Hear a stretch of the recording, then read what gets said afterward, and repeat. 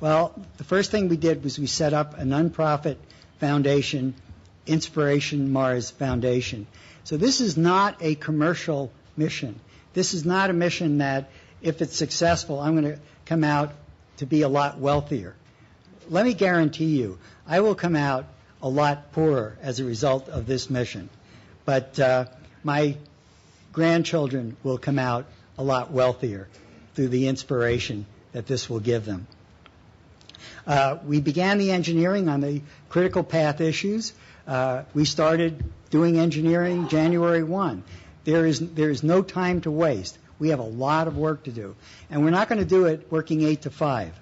We're going to have to burn the midnight oil. This is not going to be an easy mission to accomplish. We are launching on January 5th, 2018. We signed a Space Act agreement with NASA. We did that in record time. NASA Ames at Moffett Field in California, they are experts in the re-entry problem, which is going to be a huge challenge for us. We're coming in at a very high re-entry speed, higher than has ever been done. So we're also working on the engineering. I hope they're working today. We ought to check in with them after this conference. And we're also entering discussions with academia regarding the life sciences issues, which Dr. Clark will be talking about. Is going to be a real challenge. The funding is another challenge. However, I have, fortunately, being in the financial field for the last 40 years, the name of the game there is to raise money. And even though this is for space, I think it's for such a great mission. I'm very excited about going out there and raising that money. And I don't think it's going to be a real difficult problem, although I'm going to assume that I'm going to spend a lot of my time doing that. We can raise money from private individuals, charitable foundations, and one other source that we'll talk about later. We can raise money from media rights. Hopefully we can sell some of our data to NASA. Of course, we'll charge them as much as we can. And finally, I have made a personal commitment to funding this mission for the next 2 years. Now, the bulk of the funding doesn't come in the first 2 years.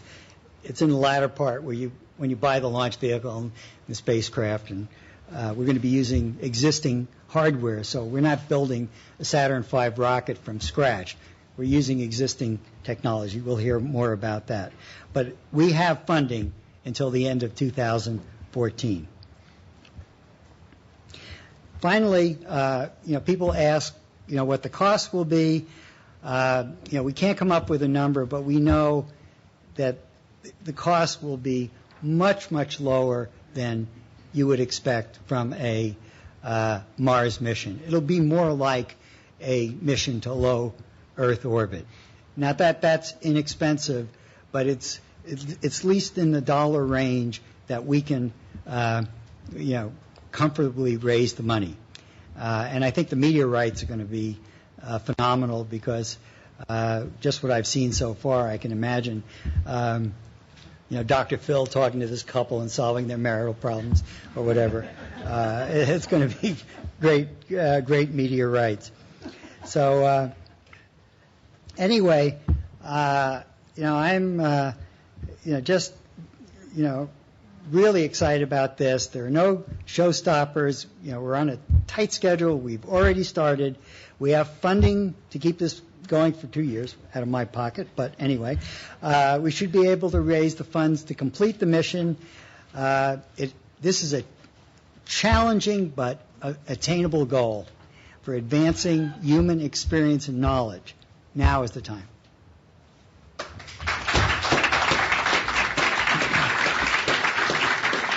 All right. We've got a timetable. We've got a little bit on the why, a little bit more about the hows now. This is a bold and risky mission. I guess that goes without saying. There is no way to abort once the spacecraft is on its way to Mars. So how do you build a craft that is up to that job? While in the biosphere, our next speaker was responsible for the design, implementation, and operation of the atmosphere and water management systems. And the company he co-founded, Paragon, is all about designing environmental control and life support systems for spacecraft. Please welcome Taber MacCallum. Thank you. So, being in the business of extreme environment life support and space life support, NASA has pretty routinely come to us, and we've worked on problems of deep space life support and water recycling and the like. And also about once a month, somebody calls us up and they want to do something extreme, like dive in contaminated water with chemical warfare agents, or deep underground in a habitat with contaminated air around them, or commercial space, or you get the idea. And so, one day we get a call from Dennis. He says, I've worked out this trajectory, and I think there may be a possibility here for a human mission. So, here we go. It's 1.4 years, no chance of abort.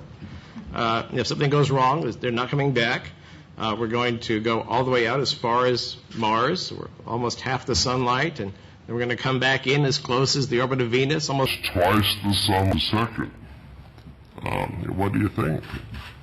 So we were characteristically skeptical and sort of tried to talk him out of it, and brought up all the problems that we just reading them all off, and usually that stops the prospective customer from sort of spending any more of our time. But there was one big difference. This was Dennis Tito, and he had his questions down, and it was a long call, and a lot of very thoughtful questions, and we sort of kept pushing back, and I think we were sort of egging him on at one point, because he at the end of it he says, all right, I want you guys to do a study. You're part of the team, and we're going to go do this study and see if this is possible or not.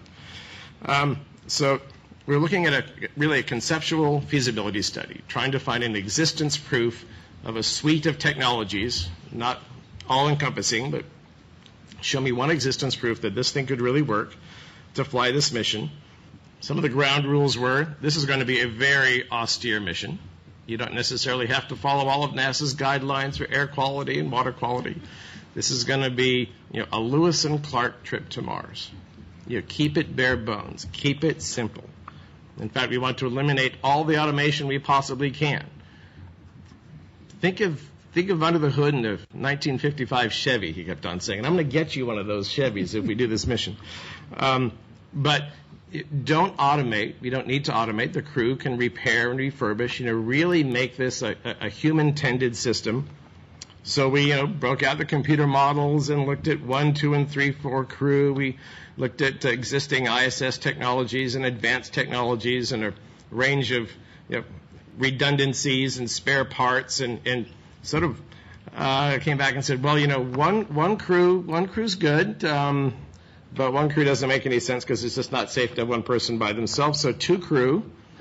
And then Dennis says, well, if it's going to be 2 crew, it's going to be a man and a woman. So we said, all right. The baseline life support that we used in the paper is derived from ISS technology. ISS technology is being tested by NASA for almost a decade now. Every day we learn more about it. It's very robust. We're looking at augmenting that potentially with technologies that NASA's developing in a variety of locations that are simpler and just potentially more robust, and maybe we'll double them up. But we have a baseline configuration, and NASA's learning more about that life support system every day it flies in space. Repairability and reliability are obviously one of the key things that we need time to put the system together and then just run it and try to break it. So we're under contract now to build that system and get it into a chamber and get people in that chamber, and you'll be hearing more about how that crew's doing in the pretty near future.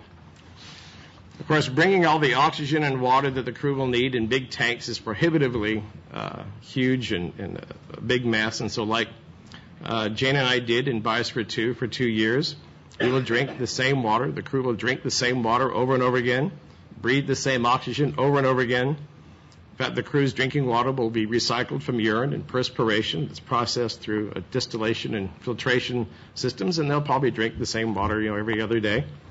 Much like a catalytic converter in your car, we'll get the contaminants out of the atmosphere by oxidizing them and treating them just the way is done on the International Space Station. Of course, the crew will consume oxygen and produce carbon dioxide and water. We'll scrub that carbon dioxide and water out of the air and through a series of chemical processes, remake the oxygen available for the crew to breathe, over and over again as the cycle goes on. Sort of like a submarine, everything is designed to be serviced from inside the vehicle. We do not at this point anticipate the need for extravehicular activity. Will all be inside, all the systems serviceable by the crew inside. The slide here shows a conceptual idea of how to create the pressurized volume. That turns out to be one of the most mass-expensive aspects of the mission. What you see there is an inflatable. Conceptually, we're also looking at a rigid habitat, a small capsule. We need to keep the capsule as small as we can because of the very high reentry speeds and keep as much of the mass over into the habitat module. Obviously, solar arrays. And we have the advantage that we don't actually have to let go of the stage that does the Trans-Mars burn. There's one big burn, and that's leaving Earth, and all the rest is minor course corrections, and we come back around. So we can bring that stage with us, as shown in this graphic, to serve as a radiation protection in the event of a coronal mass ejection, and John's going to talk a lot more of that soon. The total volume we're looking at is 1,200 cubic feet approximately, about 35 cubic meters.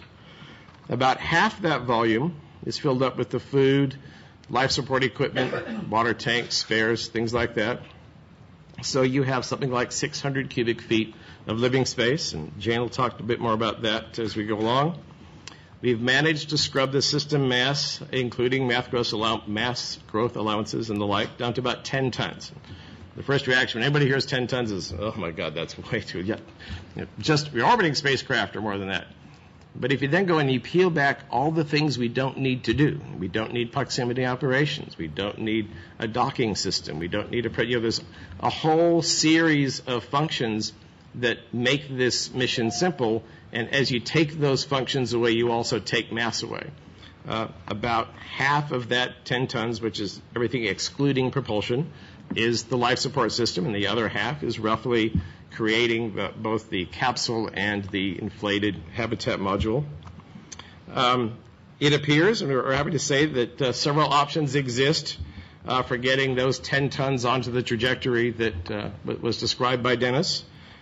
You'll see in the publication we used available on the website information as SpaceX for our existence proof of how to do this.